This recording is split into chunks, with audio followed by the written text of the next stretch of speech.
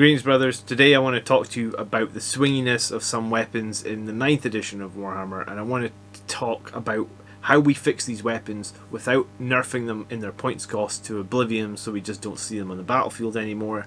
So leave me your comments once we get into it, and I hope you enjoy the video.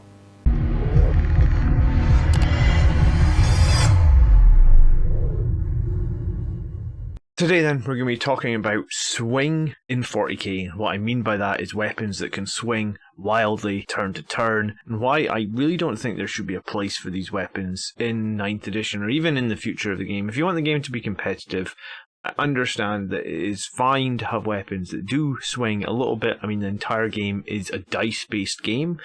However, the issue that we have at the moment is that we have some things that are very, very swingy.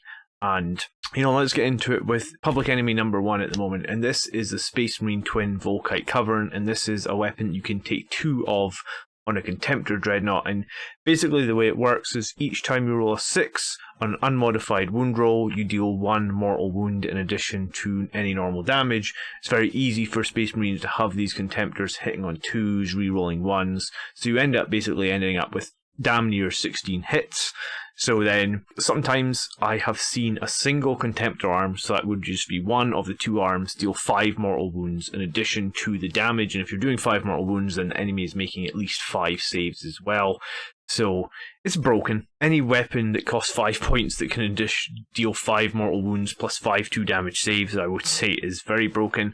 And, there is a rumoured points increase coming to this weapon, but perhaps a better solution would be something, because if the rumour points increases, this is going to go up 35 points. And at that point, this weapon's already got some huge weaknesses in that if it doesn't swing well for you, it's completely crap. And that definitely happens. I've had entire games where over the course of an entire game, 2 of these dreadnoughts have done less than 10 mortal wounds. So that's like 1 mortal wound every round of firing, which is probably what it should be doing.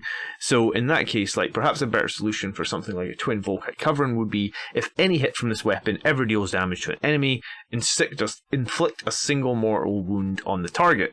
So we go from this massive swing. You can obviously have 2, if you've got 2 of them on a Contemptor, the maximum you could inflict would be 2 mortal wounds, 1 on each of the targets that the guns shoot at.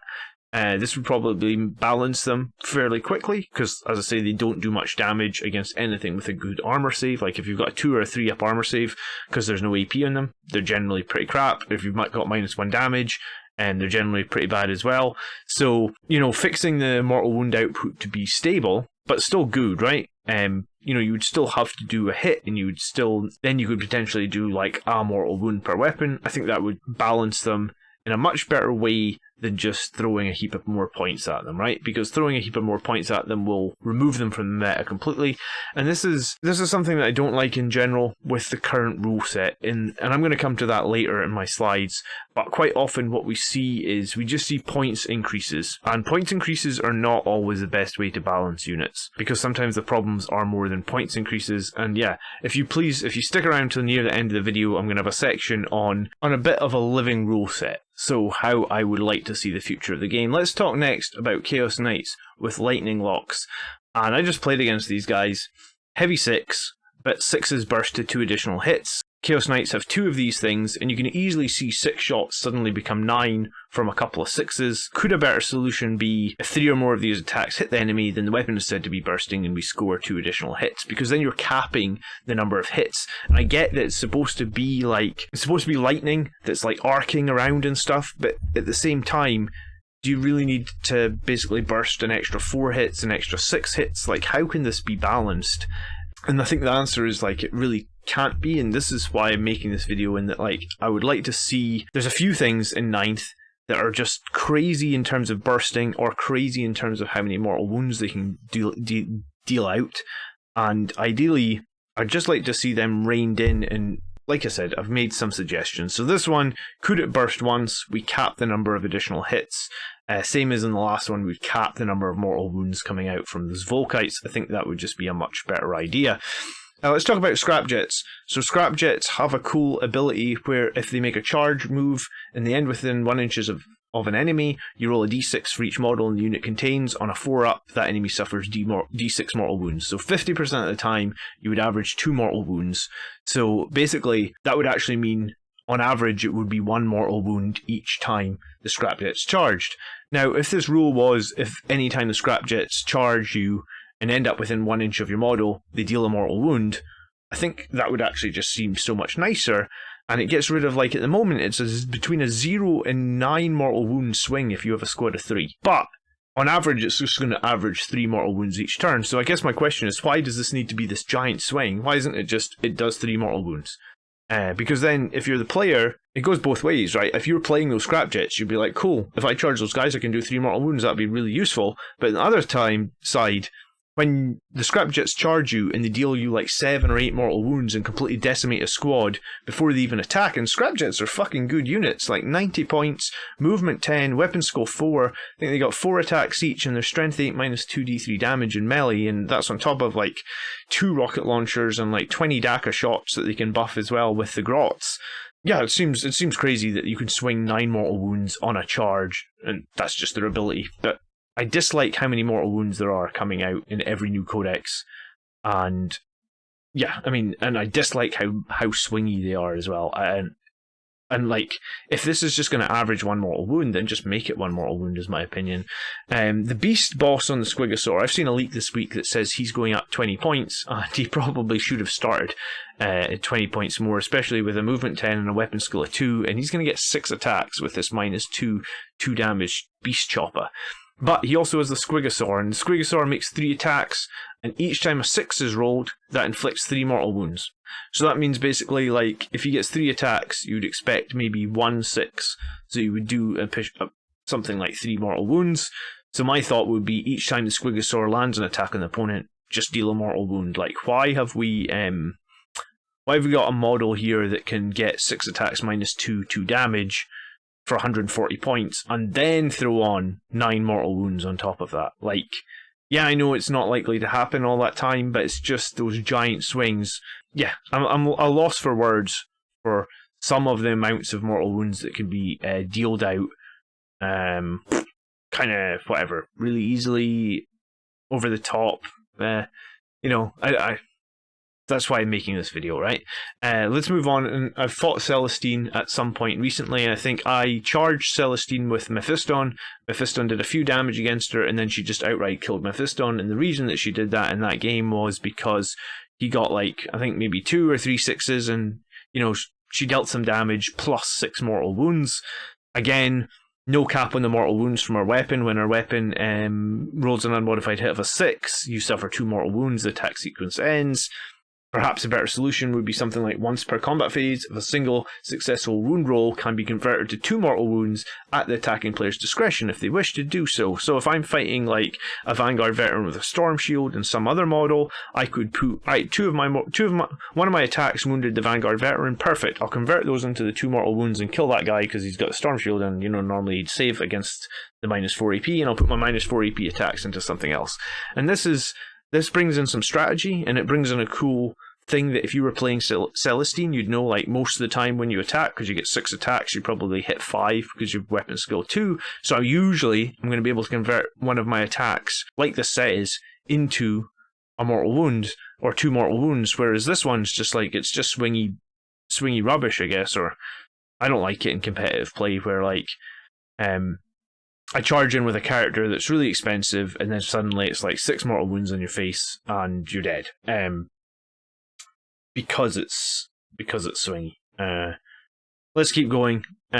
You're very welcome in the comment section to flame me and tell me that I know nothing about Warhammer, and that you love mortal wounds and you think it's great for the game, and you think variation is great. But I think there's enough variation with, like, weapon skills and ballistic skills and armor saves. I really don't think we need things that are swinging out giant amounts of mortal wounds. By all means, do some mortals, but I mean, I play Relic Contemptors. I've played them a couple of times, and I've won games because they've, you know, a single Contemptor armor's thrown out 5 mortal wounds, and I'm sort of sitting there going, well, that's just broken.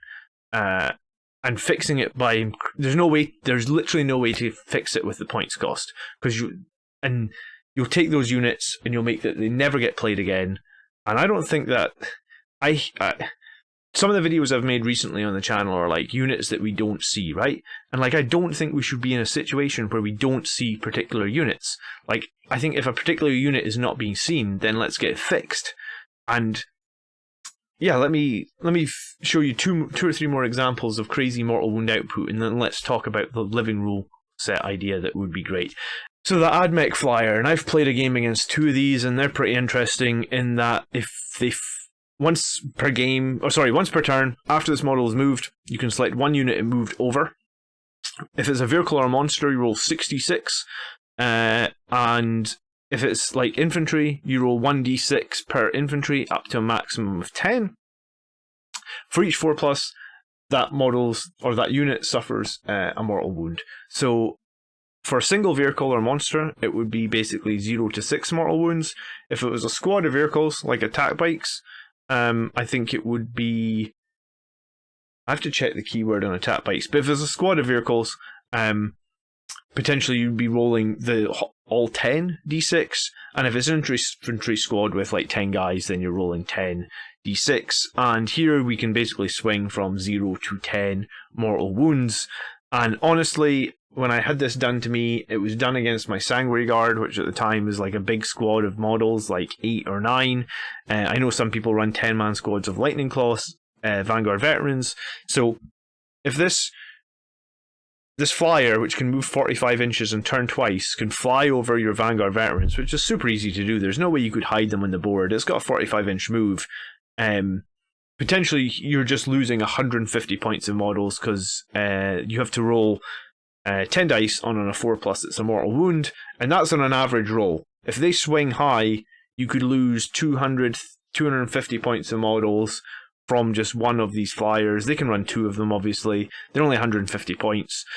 And yeah, so you're talking about 300 points of models in a single turn can kill 500-600 points of stuff without breaking a sweat, just with 2 slightly above average rolls.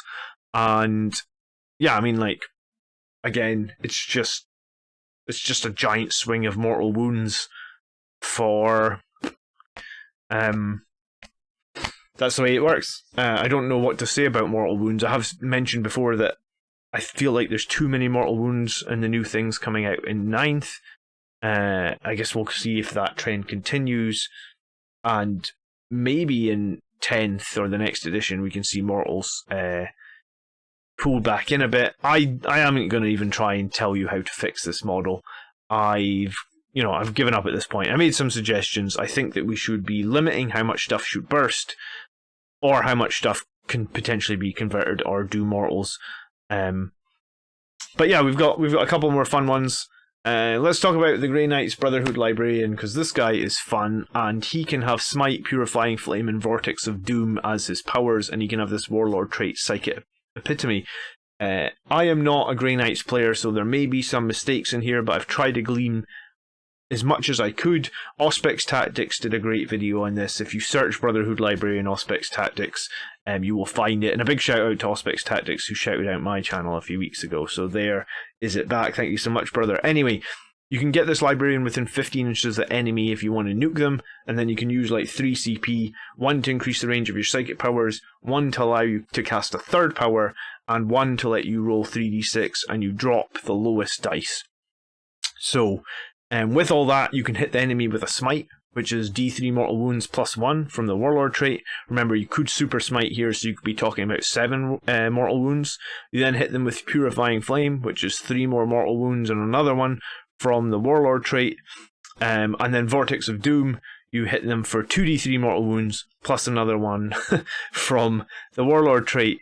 So if you don't have any anti-psychic, and even if you've got denies, you're going to probably struggle here. I believe there is a third CP power you can actually use here as well to give you +1 to all your casts, but like I said, I'm not a Grey Knight player. So here you're doing a minimum of about 9 mortal wounds to maximum about 15. So you average 12 mortal wounds from a single character for 3 CP. This character can also, I think, he can Deep Strike. Another Grey Knight can cast a power on him to like teleport him to wherever he needs to be, 9 inches away from your enemy.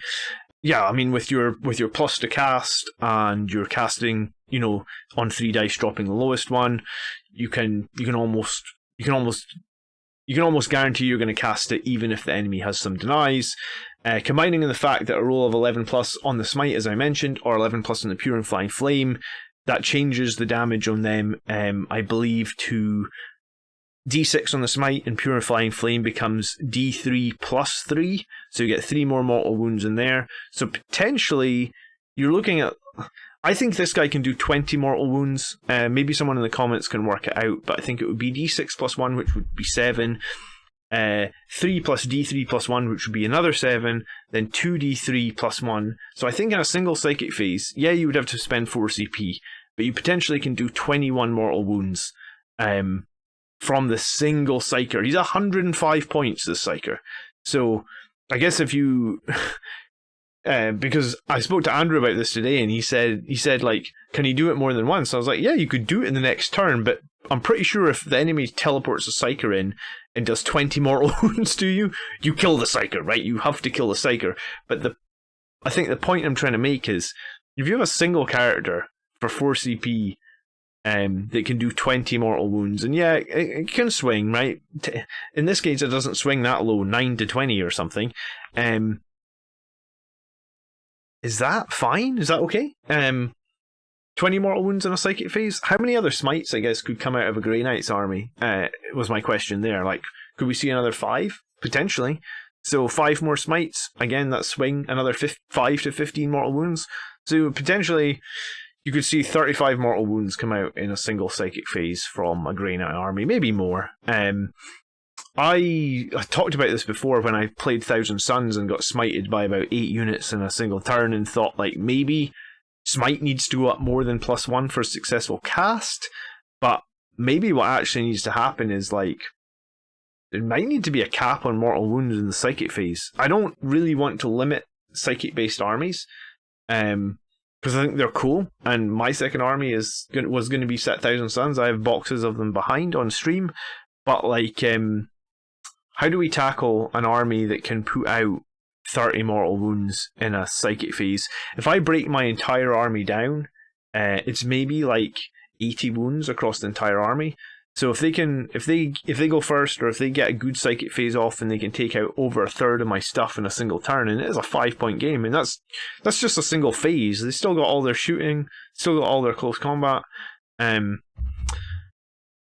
it's This one isn't even a this one isn't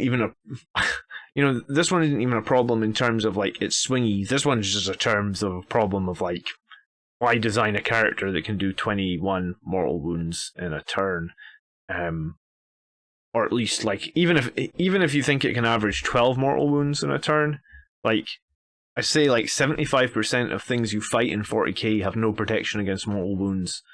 So having a character that can probably do, like, 12 on average super easily against any enemy target, it's a bit of a question mark. Anyway, so I wanted to talk a little bit after that about thoughts on Chapter Approved 22 and Warhammer Seasons, because Chapter Approved 2022 will be coming very soon, and it seems likely that we're going to see points changes here and there, but it seems unlikely Chapter Approved will tackle much else beyond points.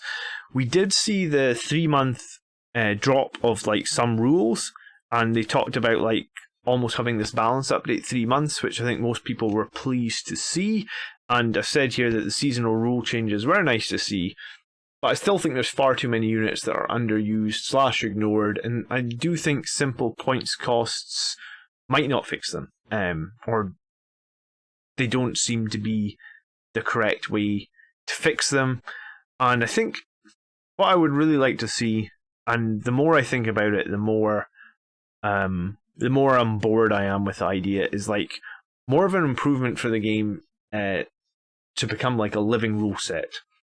And what I mean by a living rule set is, like, you know, we could get improvements to our mobile app, and potentially we could get some sort of desktop app that has the data sheets that can be updated in a much more quick and efficient way than, like, a codex. You know, some people are still waiting for their 9th edition codex, and we're, like, what, 20 months into 9th? Like, if it was just, like, a case of, like, data sheets could be changed on the fly, and it could be in like, I would like in a desktop app. I'm kind of an older player and I prefer to look at Warhammer stuff on a computer screen rather than like on my phone. And obviously if you watch the channel, you know that I use Wapedia a lot, which is just like a Russian site that has all the data sheets on it. And I only use that because like Games Workshop don't offer that. I am subscribed to Warhammer Plus, and I probably would subscribe if there was like a desktop app that had all the data sheets on it and it was a living rule set and it was something that was like we could update and see much more cleanly. And I know that they give you codes in the back of the codexes now, so maybe it could be you could still buy the codex, but if you've got the code from the back of the codex, then you wouldn't be stuck with a poor codex for 2 years. They could be like, alright, on this 3-month thing, we've updated the data sheet for, let's think of 3 things in the Space Marine unit, book that are trash: Tactical Marines, Aggressors, and something else that's trash, Reavers. You know, we've updated the data sheets for these 3 models, and there'd be like a tab in the desktop app that would show like a little new thing, and you could click on it and you could see what would change. And I was worried that this might make people want to buy less models, but I actually think people probably would buy more because you would have less redundant stuff, right? I know personally, like, I'm a competitive player and I buy things that are competitive, but you're very limited on that. You know, like, it's like, alright, Relic Contemptors are good right now, so buy Relic Contemptors. Whereas, like, let's say Relic Contemptors were good, but Land Raiders were also really good. Disclaimer, I don't think Land Raiders are good right now. Or Repulsors are really good, and I definitely don't think Repulsors are good right now. If there was more things that were competitive, and more things that could get changed quicker on the fly, then would you not just see people buying more things to try more armies and have more options, and the game would feel less static, you know?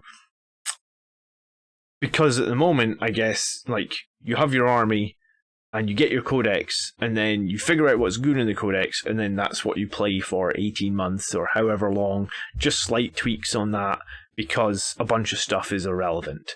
And I actually got a comment on my channel that kind of made me think about this. So this was a comment left on the channel. I don't remember who left it, but they said that the problem with units in Warhammer isn't the points costs, but it's the fact that GW only uses points cost as a metric for balance, and it should really be the unit statistics and abilities themselves that get balanced. It makes zero sense for GW to have the points costs. If they're only ever going to change them in like increments of 5. May as well go to a system where CP is used as a resource instead of points. This is why Warhammer should go entirely digital when it comes to rules. It would be amazing to see actual proper meta shifts throughout the years like you see in video games, with actual proper rule changes. It would give the tabletop an entirely whole new life, and it would genuinely be amazing. And as much as I like to use a computer for this, I could totally see like an iPad app where you would build your army list in the iPad app, and then each data sheet would be there for a single tap, and what you would get, I guess, is if the data sheet is changed, now you have the new data sheet right in front of you, and we're not only just balancing on points, we're balancing on data sheets, which I think is the biggest issue right now. You know, if you have 3 monthly rules drops, then is that not kind of what we're doing here? And it, you know, a lot of people say it gets unwieldy, right? Like, you've got all these different books or all these different FAQs and stuff, and if it could just be made much better digitally, I think that would be so much better for the future. So thank you ever so much for watching this week. I know it was a little bit different, but I think it's been something that's bugging me for a little while. So I just wanted to put my opinion out there. Please let me know what you think. Like I say, I'm really only coming from a competitive place, and I actually don't think too many of these rules have scuppered me so much. Like, I feel like I've actually done okay against like various armies that can spit out mortals. Maybe not so much against the Grey Knights, but other ones, yes. But I do think I prefer the idea that we just rein in these crazy numbers and stop like just giant bursts and all that sort of stuff. My social links here are on screen now, so if you want to follow me on Twitch, YouTube, or Twitter, those would all be appreciated. I hope you enjoyed the video. As always, thank you so much for watching. I will catch you in the next one. By the blood are we made strong, brothers. Peace.